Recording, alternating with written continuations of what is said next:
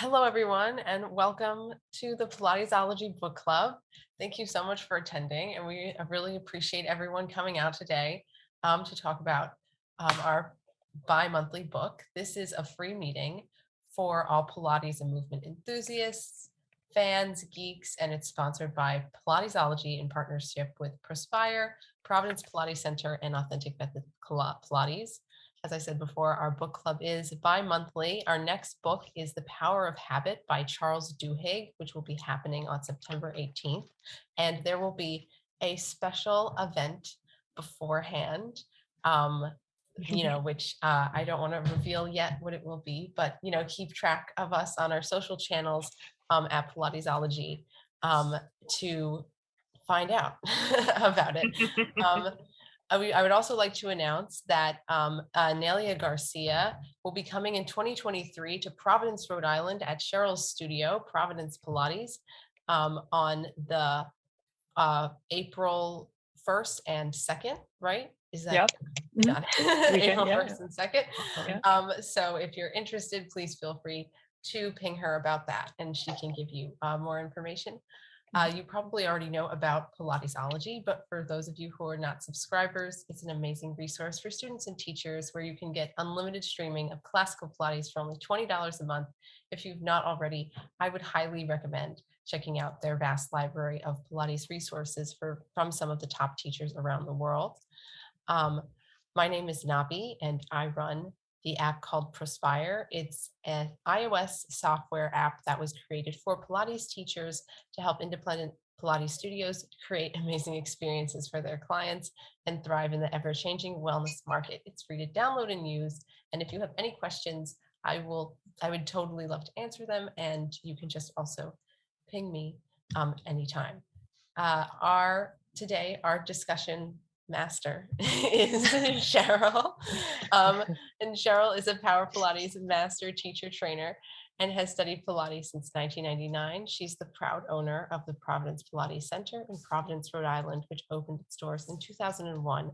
Cheryl is the founder of the Pilates Book Club, which now works with Pilatesology, and she created this during COVID to help connect with teachers and clients during the pandemic. And now I'm going to hand it over to Cheryl to start. Thank you, Navi. Thank you. I'm super excited. Navi and Elisa are here, so to help get our book club going here. A couple of things. I see pretty much everybody is on mute, but I will say this is a small group, so if you want to go off mute and chime anything in, please feel free. Also, a lot of you have cameras off, which is totally fine, but we do like to make this interactive. So if you want to come on and show us your lovely self, that would be amazing. Our book today is Exercise by Daniel Lieberman. And, I have to admit, when I first got the book in the mail, I was like, oh, it's kind of dense. It's small print. I hope I have enough time to read this. But once I delved in, I found I've never read anything by Daniel Lieberman before, but I found that it was really easy to read. And I liked his anecdotes, his little stories that started each chapter. And just it kind of went all over the place, from his travel experiences and research of other cultures and how they live and work and exercise, to modern day and even into the disease aspect of how exercise helps with diseases. So there's a lot to delve into. And I'm going to start by just asking if anybody would like to share any just general thoughts about their book, dislike, hard to get through, easy to get through, any thoughts that came up for anybody. Please feel free to share. You can chat, you can raise your hand. But if there's any topic that comes up before I kind of give any topics, I'd love to let you to know if there's anything specific you all would like to touch upon. Elisa. I really appreciated his approach. He was very scientific, and in creating theories, he doubted them himself, which I always like in a book. Mm-hmm. Having, as I mentioned last time, been a publisher of books like this, it's often an author's tendency to just create a theory in like a research paper and then blow it up in a book and sell it for some money. While puffing it up with like lots of studies that don't necessarily stand very well, that aren't that effective, or rather good studies. So I really appreciated that. And he obviously has a pretty strong history of studying fitness. I mean, he was the guy who published that original paper, Born to Run. Yes, yeah. That was a long time ago, and sort of started the whole barefoot fitness craze, it seems like, right? Yes, yes.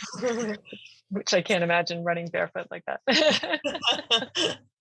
But I did find all of that very interesting. His observations on stride and that kind of stuff was like very appropriate. And what he also had to say about it was like, this isn't something you can just like walk out and start doing if you don't already run this way. You have to build up strength for it. He's very common sense, and I actually really like that. I agree. Hey, I'm going to respond to Inka. Inka, you don't have to have read the book. I think she left anyway. You don't have to have read the book to participate. This is anybody can be Absolutely here. not. Yeah. I also, to that, I agree that I feel like there was at one point he said something and I thought, oh, but what about, did he take into account this piece of that research? And then the next couple sentences, he said, even despite, years or whatever decade we're talking about, he went into that. So I did feel like he looked at all angles of things when presenting his material. And also to say, there's a lot of places, especially at the end of the book, where they talked about the disease aspect of it, that there really isn't a lot of research on some of this. How does exercise help with Alzheimer's? There's some, but not a lot, or with cancer, or with any of these, significant diseases that are out there. And that it would be great if we had more research on that. So hopefully moving forward, there'll be more and more work done on those topics. Exactly. Great. Thanks, Alicia. Would anyone else like to share any thoughts about anything that they might have read, if they read it? Having come from the fitness world prior to this, I found it interesting. I actually had a degree in social work. I was a therapist, but within that job, I worked part-time as a group fitness director for a local Gold's Gym. And so I ran their group fitness exercise program. And at the time that, let's see, what year are we talking, like early 90s? Early 90s through the 90s, when aerobics was still an important thing. And, he does talk about the Cooper Institute research on aerobics and things. But, I did the Jane Fonda style high-low and all of that. And the debate between cardio and weight, I feel like it's just been back and forth debate across the decades through the 90s until now about which is better. Cardio, do you do weights? How much cardio? How much weights? Do you do it before? Do you do it after? And he touched upon a lot of that. Which I thought was really important, especially also the over-exercise aspect of it. I think maybe some of us in the fitness field, myself, I can speak into it, have gone through that phase where you overdo it because you think you're doing better by overdoing it sometimes, and how there's that fine line between not doing enough or doing too much, especially with the weight training aspect. I think you said that weight trainers who are really into heavy bodybuilding sometimes have like a 1/3 less with the life expectancy from a percentage standpoint. So overdoing marathoning, overdoing running, overdoing weight training, so overdoing cardio or overdoing weight is actually detrimental. So what is that bell-shaped curve happy medium in the middle, Elisa? And similarly, he also talked about sleep and the fact, which was hilarious, having just our last book being about sleep. Right. The studies show that if you get more than 8 hours of sleep, your health, your rate of dying goes up. So I found that pretty fascinating and kind of funny too. I mean, I've been teaching that too much of a good on thing is not always a good thing, right? Exactly. It's kind of all common sense. We all tend to just go on trends and jump on the next new thing in order to motivate ourselves to do it, but it's not about that. Right. I thought it was really fascinating that he said that that only 21 minutes a day will lower your mortality rate by 50%. You would think like everybody feels like you need to do like a lot of exercise each day, as if we're not really moving that much. But he was like, no, actually hunter-gatherers sat also for like around 10 hours a day. It's just about like I guess none, I don't think that, I feel like maybe our sitting is a little bit different than the kind of sitting that they were doing, but still, like, it's not. And I feel like even myself, like, I found during the pandemic, doing only like doing one math class a day was like actually a huge improvement in my life, and I feel like that's something that, if someone doesn't have an exercise program as part of their life, that they really will see the benefit of just like one, just doing like one class a day that doesn't have to even be a full hour. So yeah. It's interesting how I look back at when I first started Pilates, it's about almost 25 years ago, how I remember that there was only, Rhode Island is the smallest state here in the Union, and there was only three Pilates instructors in the whole state of Rhode Island, accessible because it's so small. But all three of them said that you only did Pilates, they didn't do anything else. They didn't do any cardio, they didn't do any weight training. Pilates was all they needed, Pilates, Pilates, Pilates. And, I hear this spoken at times across the board, and even I find that we only have so much time in the day to do our exercise, so I do my Pilates, I love it. And then as I'm sitting here reading this book, I'm thinking, well, I really am missing that cardio aspect. Even if I just go out and take a walk, I'm doing something more than that. But we get very streamlined. I feel that the CrossFitters are very streamlined, the weight trainers are very streamlined, me and Pilates is streamlined, yoga is really streamlined, and we forget this big picture that the hunter-gatherers, let's say, they did with their dance, with their chores, their hunting, their gathering, their everything. It all came into one, and we're very compartmentalized these days. So it was awakening to me to feel like, yeah, I know I keep saying it in my head, I need to do more, but I haven't, and now I really feel like I do. I need to add to my regimen. Not take away, add. Right, because it was sorry, Elisa. No, go ahead. I was gonna say, it was interesting how he said that he spent a lot of time talking about how it's wrong that we think that old people shouldn't exercise as much, like that was, I feel like especially, I feel like in Pilates, you see that there are a lot of older clients that are really capable of so much. And like, that's definitely supported in his book. Oh, yeah. I have a 93-year-old client who does my workout twice a week for 30 minutes. And we obviously go less time because she is 93. And that's enough time for her to get in, get out, and do her thing.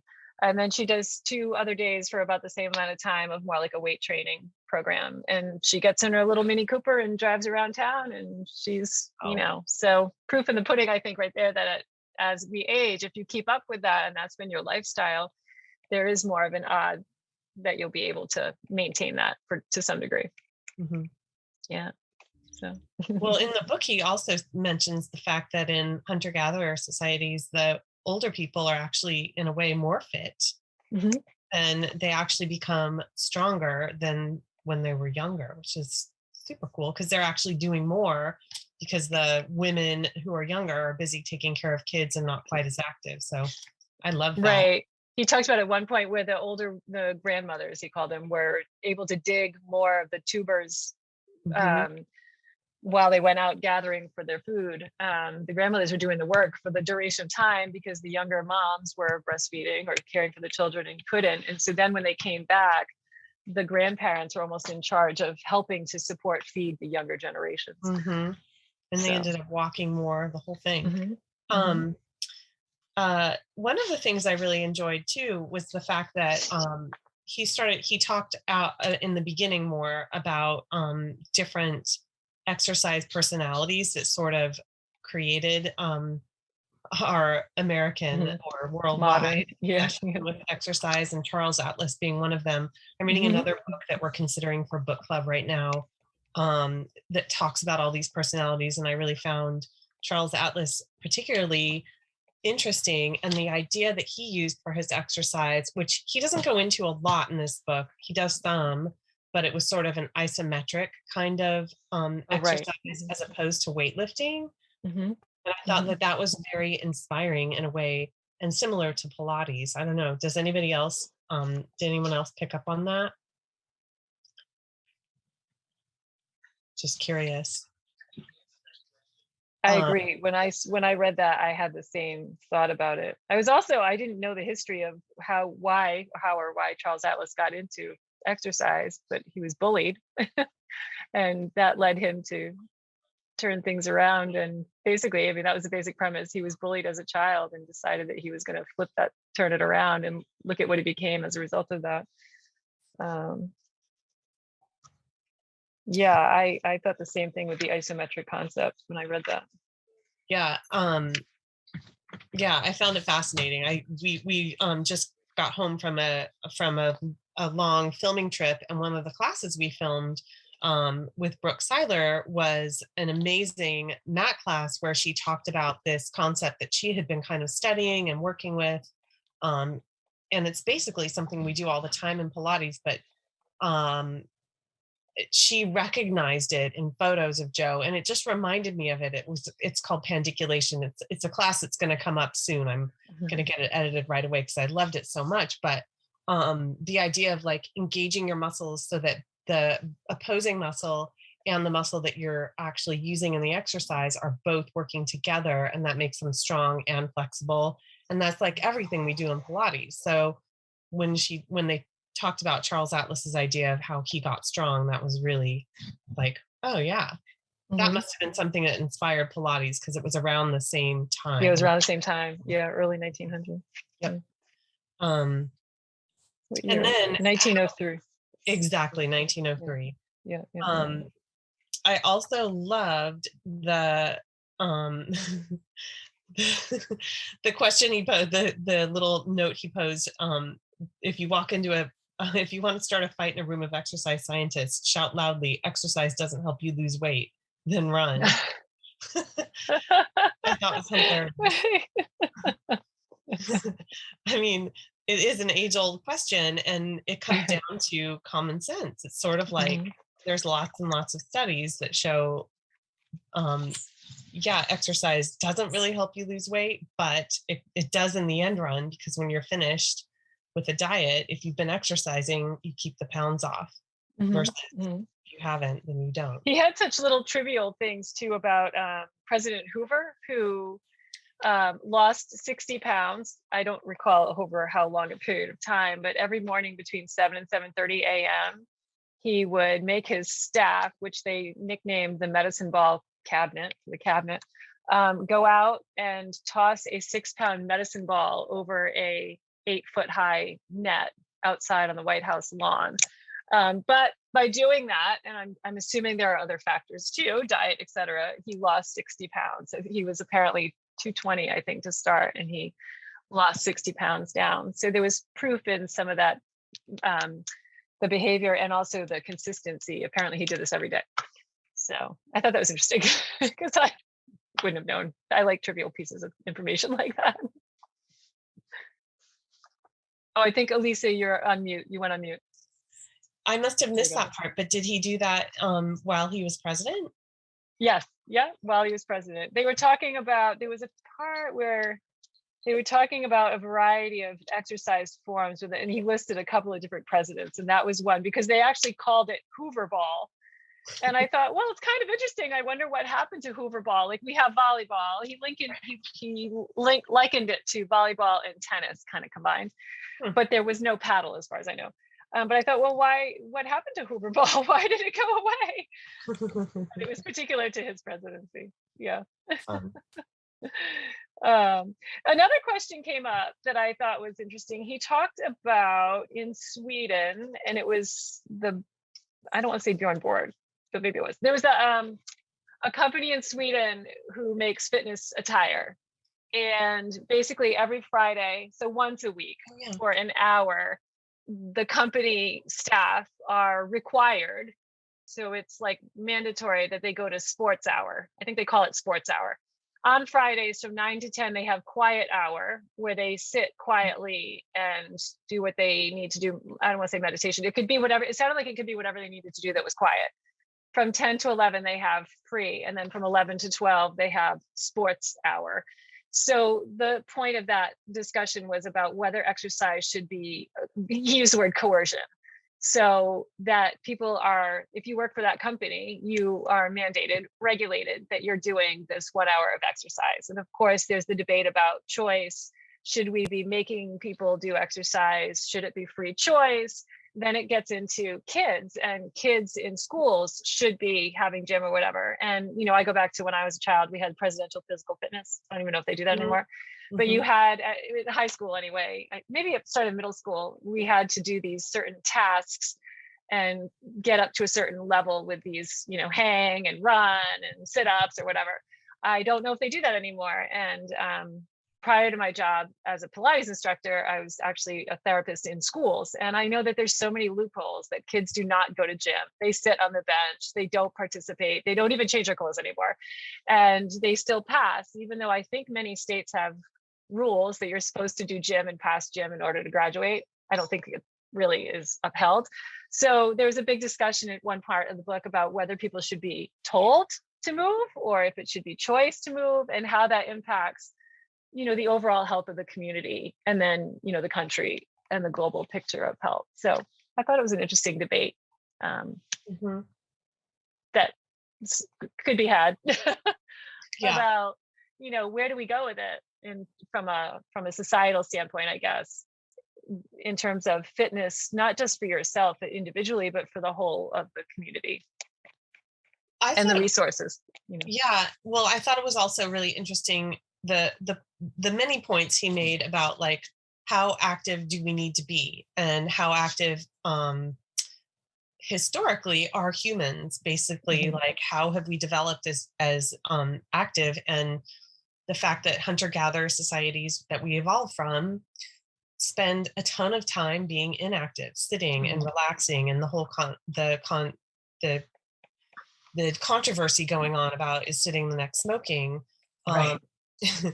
And his idea or his theory that, and I'm not sure whether or not he proved it, but the research is pointing towards, sitting isn't super great for you, but it's more about like, are you doing it a lot at work? Like, because it seemed as though sitting at work isn't as bad for you as sitting around at home, which is like, what's the difference?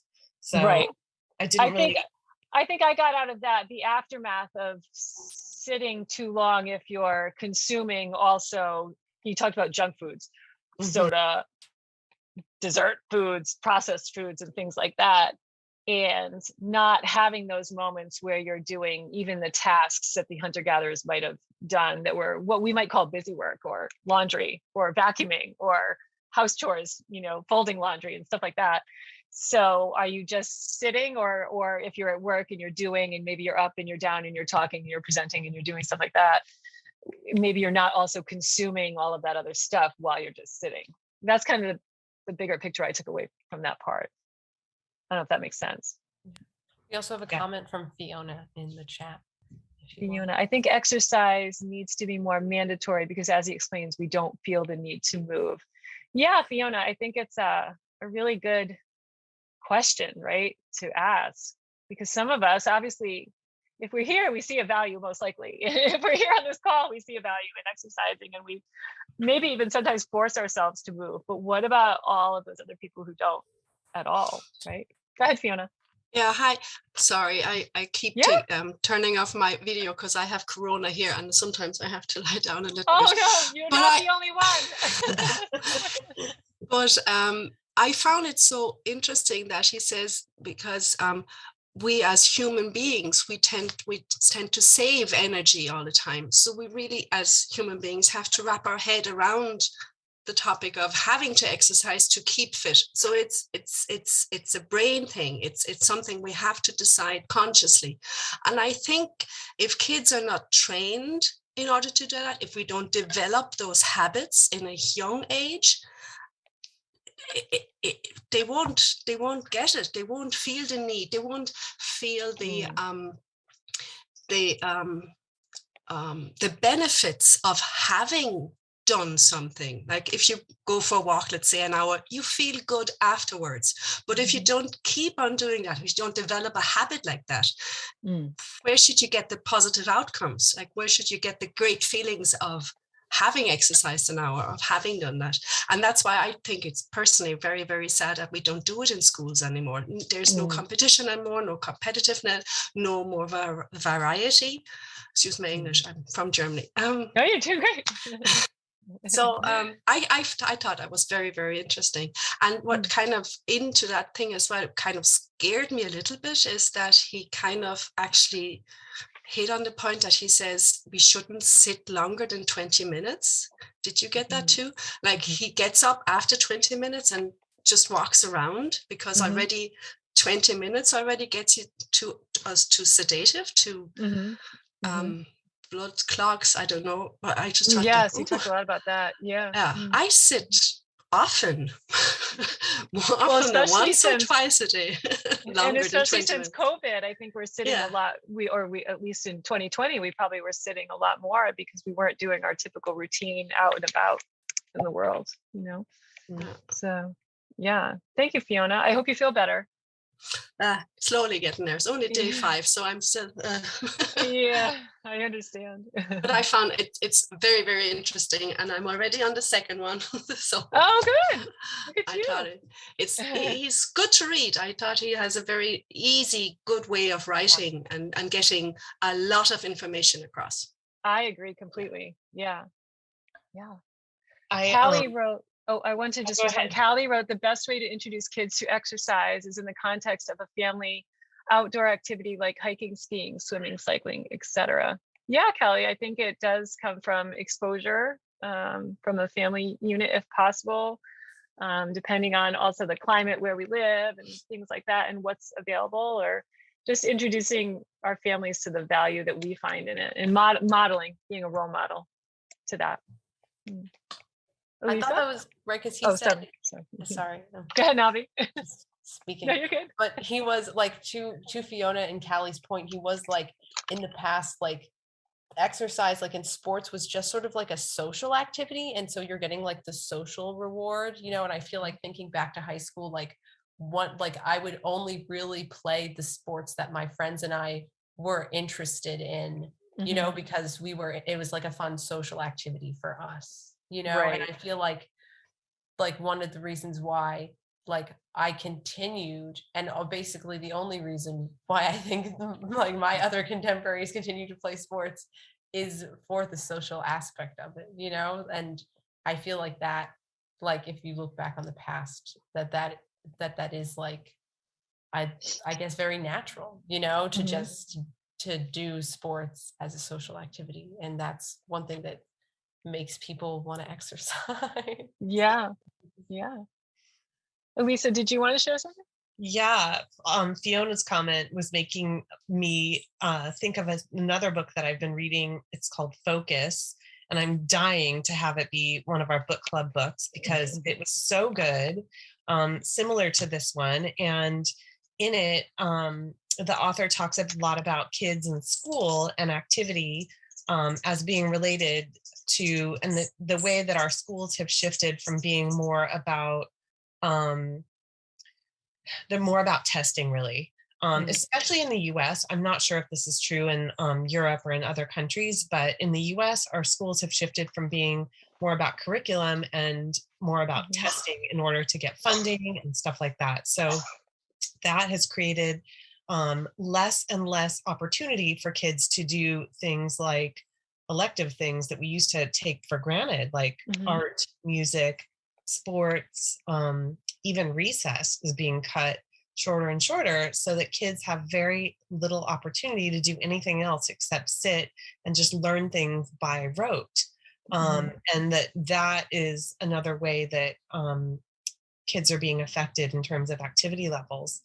And what Fiona said was exactly, I mean, so spot on. If you're not used to moving around as a kid, well, then you don't appreciate the fact that it's maybe a little hard when you start walking or start playing or whatever it is, but then that wears off and you just get more and more energy from it.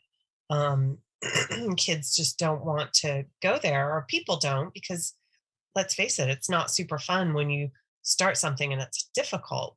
You don't really see the benefit, or you get really sore. I once taught a group of several times. I taught a group of high schoolers, and a lot of them had never exercised before. And after the first week, some came in and said, I had to go to the hospital last weekend because my arm hurt so bad. And when they went, the doctor was like, yeah, your muscles are sore. And You she didn't was even- so unfamiliar. She thought it was like an emergency. That's how different and unique it was, you know? Mhm.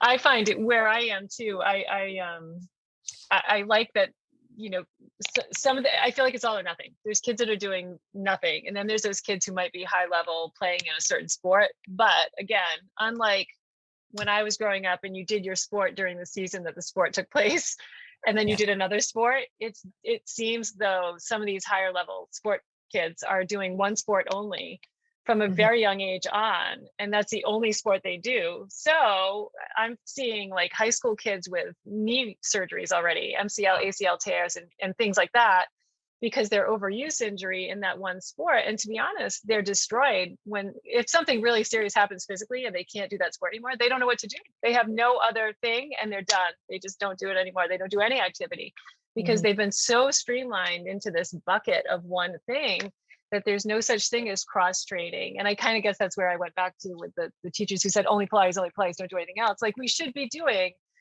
walking or biking or something to supplement, to complement, and to cross train our body so that we're not just only focusing on that one thing all the time, every day. The social piece of it I thought was interesting from almost like a marketing standpoint as a studio owner, because I often look at things like this when I read them in terms of, well, what does that mean to me in terms of acquisition of clients and retention of clients? You know, are they getting that social need met? Are they feeling like it's fun, that they want to come back and have fun? Because while Pilates is very serious and intense and all of that, it should be enjoyable that they want to come back to it. And what does that mean to each individual client? Like one person's enjoyment level is going to be different from another. And I like that he wrote that in here, because it did make me stop and think, like, are we I don't want to say catering to that need, but are we recognizing that need in people, the need to be social and enjoy and keep it light and fun so that they want to keep coming back? I don't know if anybody else experienced that thought when they were reading it. I did, for sure. And like everything he said, excuse me, about the social aspect of all exercise and what you're saying, Cheryl, about sports and kids is like, if they enjoy it. And in fact, there's so many kids out there who never really get to experience sports because maybe they're not super good at them, but so therefore the social aspect isn't very fun if you feel like you're not good enough. Right. And it makes you feel like a failure. So how can we make it fun for everyone? As opposed to just being this like, oh yeah, you have to be like top level for the NBA or whatever it is to be any good at this. Right. Yeah. I was wondering, with you guys as teachers, like, I guess, like, do you spend a lot of time motivating your clients? But because I feel like maybe you guys are in the more unique position because people do come to you guys already wanting to exercise, or like, do you feel like you encounter a lot of the psychology that he was talking about in the book in terms of like people not really wanting to exercise and being lazy? That's a good question, Navi. I mean, I feel like it's probably, I don't want to say half and half, but like a mixed bag. There are those that are I think in anything, highly motivated and super disciplined, and they're going to come and no matter what, even if they're having a tired day or whatever. And then there's some that maybe go into that, maybe feel coerced. Like my doctor told me I had to do this, but I hate exercise. I hate moving. And you then really have to go above and beyond the motivation to get them to figure out psychologically what it is that they like and what tempo they like, and maybe joke around a little bit and maybe, you know, talk to them a little bit more to get them to, especially I'm thinking in a one-on-one class, to get them to really find the enjoyment in it. And that, like, Nabi and I were talking about habits a little bit before in lieu of the next book coming up, but to establish that habit that then will make it, you know, it takes a while to get that habit to kick in, that then it becomes this enjoyable thing. I don't know, Elisa, would you say the same thing?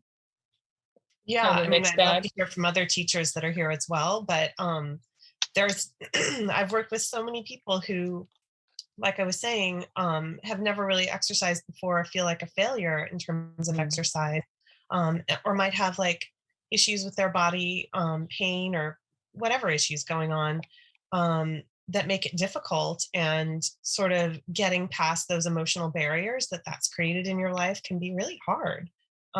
So yeah, you're full on a coach, as much a coach, Nabi, as anything else. Mhm. Yeah, Fiona. Fiona?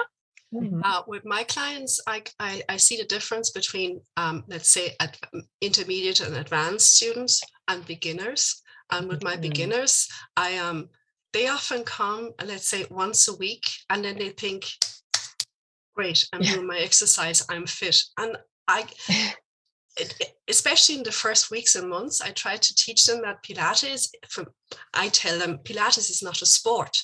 It just gets you ready to be more able to do all the other sports and all the other exercise and movements in your life.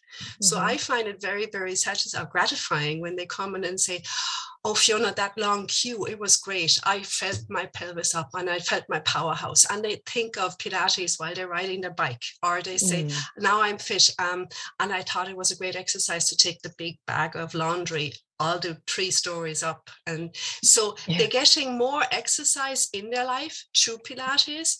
And I'm telling them, I can't fix you with 1 hour a week. That's not enough. It gets you aligned. It gets you aware in your body. It helps you kind of getting your tension out again and to move better. But you need walking and hiking and running and having fun in a playful, agile way. And I think that's the sport. Pilates supports that, but it's not a sport. Well, if you do the super advanced stuff, of course it is. Yeah, but in the beginning, I think it's teaching people to move again, and that's what we should educating get them out what there. they Yeah. need. Yeah, I agree. Yeah, that's great, Fiona. Thank you. Victoria had also, going back to the kids and sports and things, she had also added, sometimes they feel made fun of or judged. And I think sometimes even our adult clients feel judged, or they're judging themselves. I can't do this.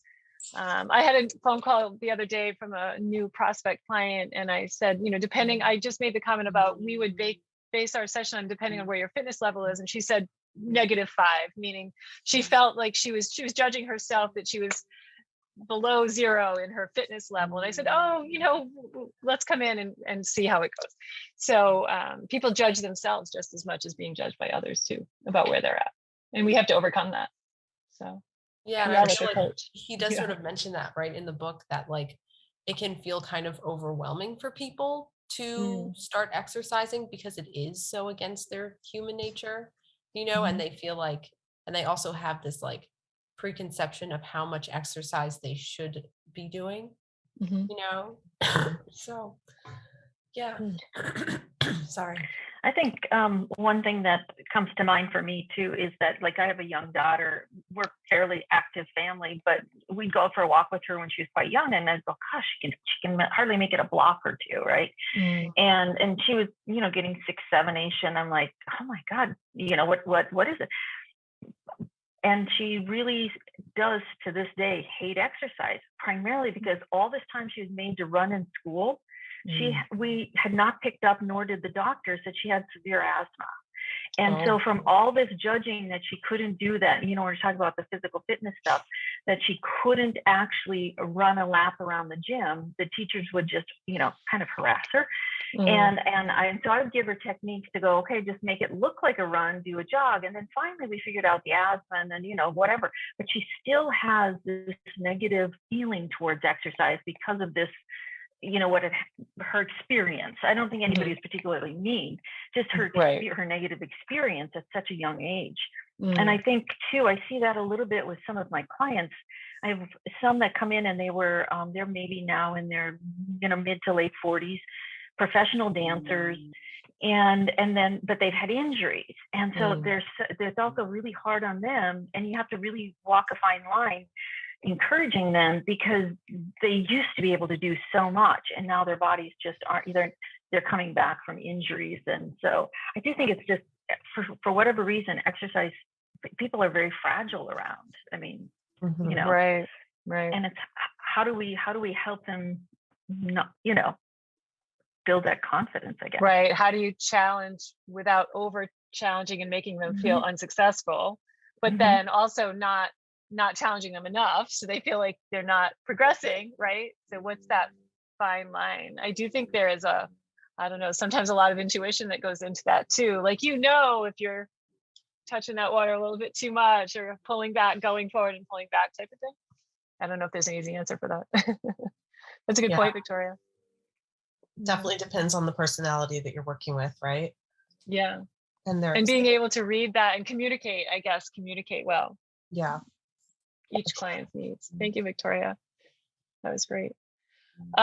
I also think, as we were talking about this, how research, there's always something new, fads and trends that come up. At one point he talked about HIIT, you know, HIIT classes, HIIT, who that I don't know, it feels before COVID anyway, they were so popular around here and everybody had to go to their HIIT class. And how, if you read the story, the HIIT workout really came from the training. I believe that was where Usain Bolt, the conversation about Usain Bolt and sprinting and all that came into play. And so then you think about, well, it has its place for sure, but does it have its place for everyday, you know, average exercisers? Do you need to be looking to build the white muscle over the pig muscle, et cetera? And it feels like there's always these trends, there's always these fads and things that people latch onto. And I think that's hard to navigate as an everyday consumer sometimes about, you know, what's healthy, what's not healthy. Everybody has a theory and we're getting inundated with all these theories about things. So, I mean, that will never go away, but I guess being informed about, like Lisa said at the beginning, common sense and looking back to what our life was like evolutionarily, to just make more informed choices about stuff, because we can easily be swayed by media, I feel, these days, or at least, you know, social media. A lot of people are swayed by social media, that's for sure. That brings up the 10,000 steps chapter, where he like mentioned the fact that was that, you know, you need to walk 10,000 steps is just a marketing campaign for a pedal the Japanese company made, which I thought was hilarious and fantastic. That's now what we think is like the standard for how much you have to walk a day. Yeah, like people think there's a lot of science behind that and that's what they have to do. I mean, how many people jumped on that bandwagon, right? When it was really just a ploy to sell a product. Or still do. I mean, I wouldn't know that if I hadn't just read it in this book. It's definitely, now granted, it gets people moving, which is a good thing. So it's not like it's not a good thing, but I mean, I wonder how many products and you know, there's so many fitness products and so many fitness franchisee things that are out in the market these days that try to pull us in with their statements that may or may not be based on accurate information. Right. Similar to that, I enjoyed, or I have been enjoying his conversation about running, and, you know, does it crush your knees? Is it is it like an overuse thing that will ruin us? And I felt like his arguments about it also came down to common sense. But I'm curious what other people feel like. You know, is running something that hurts your knees? Is it good for us, bad for us? I was interested in how it affected the respiratory. Did you read the part about from a respiratory standpoint? Absolutely. Does anyone else have comments about that? Yeah, tell me about your thoughts on the respiratory thing. Well, you know, again, it was my too much of a good thing isn't always a good thing, because he mentioned where the like ultra marathoners, the hardcore marathoners and the ultra marathoners and the Ironman type were more susceptible to pneumonia and respiratory illnesses post run. It made it sound like it was closer to the time of running because their immunity had gotten down and they were more susceptible to that. And at the end of the day, the hardcore runners, again, had more of a risk of dying before the runners who were average runners and just, you know, recreational runners, I'll call it. So you had the non-runners at all, and then the over runners too much at the risky end, and then the, again, moderation, common sense, and using moderation in the middle that were above from a health standpoint. But that surprised me, because I think we think, oh, running, you're building your cardiovascular stamina, your lung capacity, all of that. But it was really too much. It was then starting to take the good reserves away and make you susceptible to getting sick. I also really enjoyed it was a short section, but his points on your stride and proper stride for running and things like that. It made me kind of think about one of the aspects of my training with Romana was we would often like walk around, and she would sort of evaluate your posture and then teach you how to walk better, which was like, it was in a way reminded me of ballet class in a little bit. It was very like toe ball heel, like you touched the front of your foot first and you shifted your weight to your other. I don't know. It was a very elegant and easier way to walk in the end. But his points about runners were very right on for me in terms of like the way people should run if possible. And if not that Pilates teachers don't do this already, we like look around on the sidewalk and judge every single person walking by, like, oh, that person is blah, blah, blah, their hips, their shoulders, their neck. So now I can just add every runner to that. Well, I'm not a runner at all, but I liked how he likened, I keep saying that wrong, running to dancing. There was that part where he, oh gosh, was it Kenya? Where he was, where these people would do their social dances, line dance and dancing just for hours and hours into the night to come into this hypnotic state, almost the dance trance, as he called it, which was similar to the runner's high. So while I'm not a runner at all, but I like to dance, it was like, oh, well, maybe I could reap some of the benefits of running through dance instead, because it had similarities that I never would have put two and two together before. I think of dancing as less cardio and running as a certain thing. And he really put them in the same category, in the same chapter, for what the benefits could be and how that movement action is similar. Jumping on one foot type of thing, back and forth. I thought that was interesting. I think he's also talking about running on a much lower level. I mean, for himself, he says he's never run more than 5 miles. And to me, like, runners are always like, oh, well, I logged, 8 miles today and whatever. Sorry, runners. I've been a runner in my life, but it just like, it doesn't have to be that much. Right. You could run for a mile and that's plenty, or half a mile or whatever it is. But any kind of, I think the point was any kind of, we're built to be able to run. Was his point, and that it's not as injurious as we have made it seem, especially when not done at, well, it sounded high as levels. Even when done at excess, it's not as bad on your joints as it sounds like, because if you build up to it, you're okay.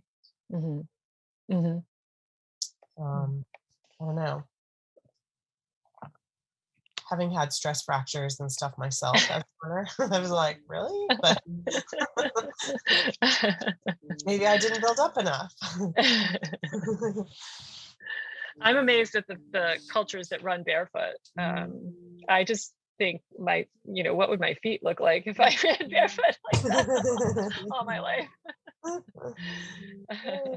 I don't think. Back to the seating, the sitting, when you said there was a graphic that I thought was interesting. Anyway, everybody, it's on page 52, but I'll do a quick review. It's about, he was talking at that point about evolution from like a chimpanzee standing to how we sit lumbar spine, but how having chairs with backs. So having chairs with back rests have impacted our back strength for the negative. And I thought that was a really interesting couple pages right there, because, I sit a lot. I love to sit on the floor, but I do find that I'm probably not as upright as I'd like to be, especially as a Pilates instructor. I'd like to be more. And how we do become accustomed to back rests on our chairs. I had just never thought about it before, but that we should maybe think about not having backrests on our chairs a lot, or finding other ways to learn to sit, because it's not necessarily great for our spine or our pelvis. It was an interesting piece. Considering leaning away from this wall right now. I know. Try to sit up out of my back chair. I agree that I don't know if anybody else felt this way, but that whole part made me want to get rid of all the backrests in my chairs. Yeah. As well as I've lately been wanting to get rid of all my furniture that makes me sit on things and have it low to the floor so that I'm doing more squatting movements, because obviously squatting is good for us as we keep reading in all these books. And he mentions that in that same couple of pages. Yes. The like little worn off spots on our ankle bones that open up and allow us to squat better. I guess if we do it all the time, I don't know, he didn't go into that a whole lot, but regardless, squatting is a huge skill and something we really need. And I know lots of studies have shown that the more you squat, the closer down to the floor you move every day, even if you're using your hands and whatnot to get up, the stronger you stay. Simply that act of getting down and up off the floor is really good for us. Callie wrote, in regard to the running, some long distance runners and other endurance athletes are addicted to the endorphins and feel compelled to keep up their high level activity because of it.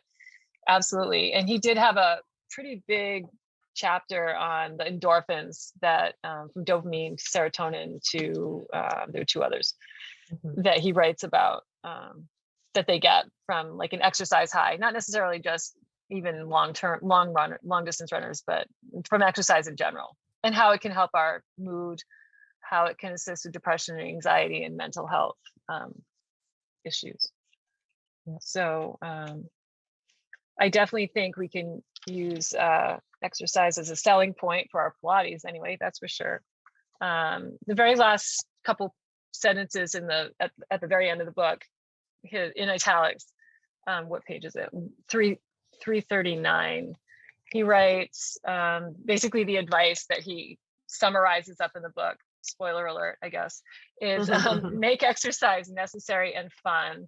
Do mostly cardio, but also some weights. Some is better than none, and keep it up as you age, which really aren't that many. It's not necessarily the most profound couple of statements there, but point being said that people need to exercise for overall general health, physically and mentally, and hopefully for disease prevention and endorphin high and all of that, the value of exercise. And how can we promote the value of as fitness? I look at it from the standpoint of as a fitness professional. I'm assuming most of us here are fitness professionals or people who practice fitness. How do we promote that to the rest of the community, to the greater community? How do we get more people invested? What I found very interesting was the part on grip strength. Grip strength.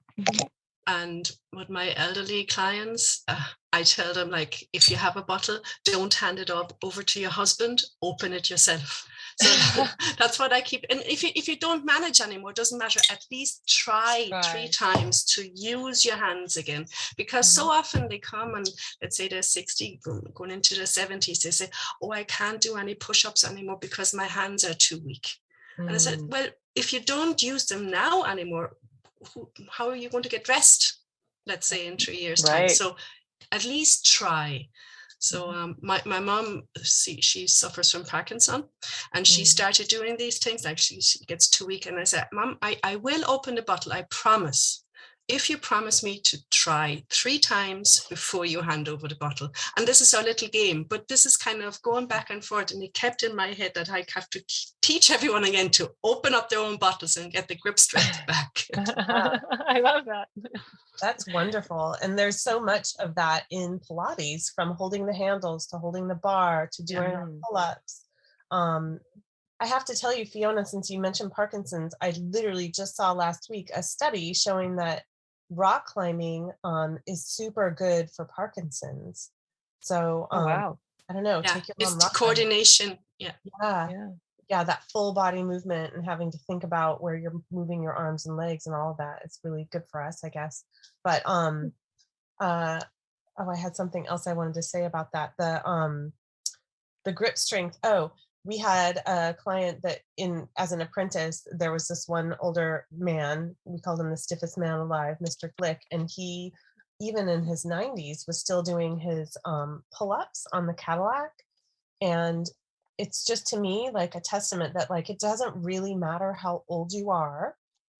It just matters that you're doing it. It's really use it or lose it, isn't it?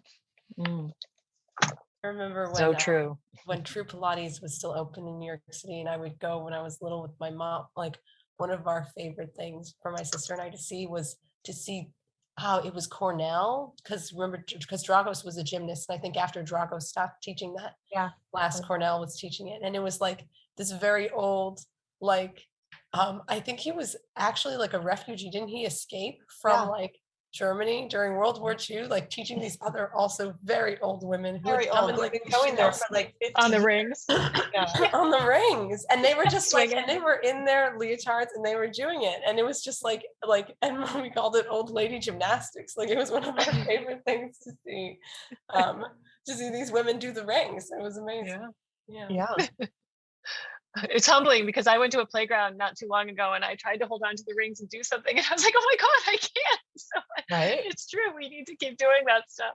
It's hard. they're It's really like- hard. They're Hard. doing like full flips I and know. like Swing. swinging, going upside down, hooking their feet in it, and a back bend. It's insane. Oh my God. Unbelievable. Yeah. Good for us. Okay, I'm gonna go do some Yeah. pull-ups now. Yeah. Oh, that was great. Thank you, everybody, for attending. Does anyone have any last thoughts or questions or any comments? You can share them in the chat. Thank you. Thanks, Victoria, for coming. I Thank you love for it. doing this. Thank Oh, you so thank you, much. Fiona. It's great. Thanks for coming. Yeah, I love that you're here from Germany. That's great. You Lisa, you were going to say usually something? ask everybody where they're from. We didn't do that this I time. know. I didn't get to ask this time. I wasn't even thinking. Yeah. I'm always curious what people want to read. As I Thank you, mentioned, Jackie. I think we have our books lined up for a little bit, but I have so many that I want to do in book club. Maybe I'll just have like a reading list of other books, but yeah.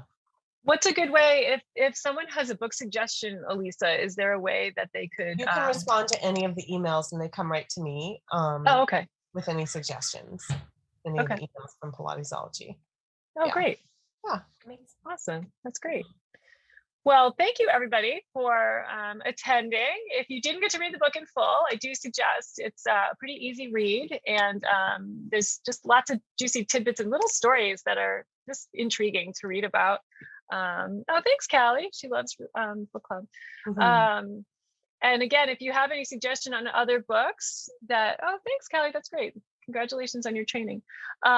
Anybody that has any thoughts on books, just send them our way, because we have probably through the at least 2022, but we want to keep going as long as everybody wants to come. So we look forward to seeing you all again. Nabi, it was September 18th, right? September 18th, yeah. So it's always the same time, 9 a.m. Pacific time, 12 p.m. Eastern time. And you can figure the rest from there. And it's the on Sundays, right? And it's The Power of Habit by, is the author, what did you say, Nabi? Charles Duhigg. Duhigg. I think that was spelled it wrong. Duhigg. So we hope to see you all then. Save the date. Awesome. Check our social media for a special something. Ooh, yeah. Ooh, I'm intrigued now. I can't wait. Awesome. Thanks, Jen. Thank you, everybody, for attending. Bye, guys.